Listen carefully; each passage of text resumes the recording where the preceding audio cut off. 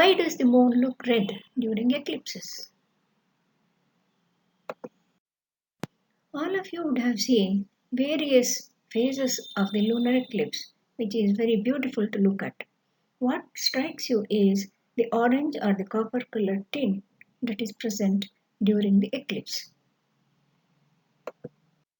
Lunar eclipses have been of great interest from time immemorial. What is striking is the orange color here, but also of interest is this terminator here. Notice that this is distinctly different from the terminator in the case of the crescent moon. This was a puzzle and was rightly guessed as the spherical shape of the earth causing a circular shadow. It's a simple exercise to measure the diameter of the shadow of the earth using a photograph like this. Since the terminator provides a part of the shadow of the earth, you can extend it to the entire circle and you will notice that the diameter of the shadow is almost 3 times the diameter of the moon. The color of the moon during the total eclipse can vary from eclipse to eclipse. It may be brown, it may be orange, or it may be copper color, or sometimes it may be completely invisible. This remained a puzzle and it was solved only after relating it to the volcanoes. The basic requirement for the eclipse of the moon is that it should enter umbra, the darkest portion of the Earth's shadow. That means there is no light reaching it at all.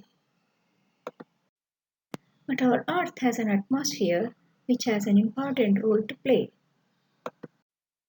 The blue light is scattered away by the atmosphere. However, the red light can pass through, but it is refracted and can reach the moon, rendering the moon red in color. There is a relation between the occurrence of volcano eruptions and the color of the moon during the eclipse. This was noticed almost 150 years ago. Notice that in the October 1884 eclipse, the moon was completely dark and invisible, whereas in the year 1888 it had copper or orange color.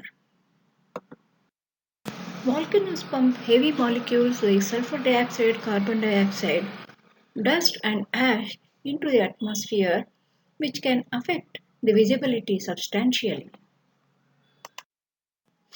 That is how the light is prevented from reaching the moon during the eclipse by the atmosphere. Therefore, the darkness of the moon during the eclipse is a measure of the amount of dust that is present in the atmosphere. We see the effect of the eruption of the Krakatoa volcano in 1883 in these images. In 1884, the atmosphere was filled with dust ash, preventing the light reaching the eclipsed moon, so it was pitch dark. By 1888, it had cleared, and therefore the eclipsed moon was back in orange color. The lunar eclipse is a beautiful sight to look at.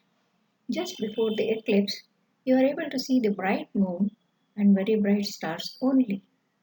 However, once it enters the umbra, things change. The dull looking moon will be surrounded by very faint stars, which is something unusual to see and it is an enjoyable sight also.